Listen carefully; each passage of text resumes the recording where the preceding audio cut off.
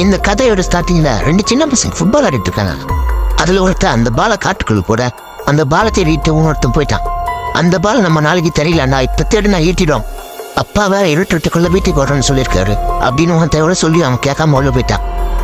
அவனை தேடி அவன் பின்னாடியே போனப்ப எனக்கு சரியான ஷாக். ரொம்ப மோசமான போய் அவன் தலையை வெட்டி கொடூரமா கொண்டுட்டு இருக்குது. அங்கிருந்து அவன் தப்பிச்சு வந்து அவன் அப்பா கிட்ட நடந்த விஷயத்த எல்லாம் சொன்னான். இதை கேட்டாங்க அப்பா அதை சுத்தமாக நம்பவே முடியல. இருந்தாலும் பையனை தேட ஊர் மக்கள் எல்லாம் கூட்டிக்கிட்டு காட்டுக்குள்ள வளர்ந்தாரு.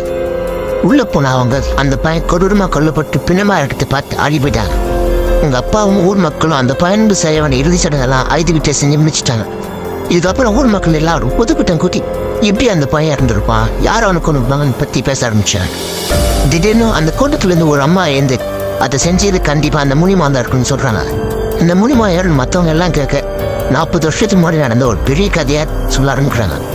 நண்பர்களே, அந்த முனிமா யாரு, அந்த சின்ன பையனை இந்த பேரை இவ்வளவு கொடுமை கொண்டுச்சு, இதை பத்தி எல்லாம் தெரிஞ்சிங்கன்னா நம்மளை ஃபாலோ மட்டும் பண்ணிங்க. சீக்கிரமா பாட்டு போட்டுறேன்.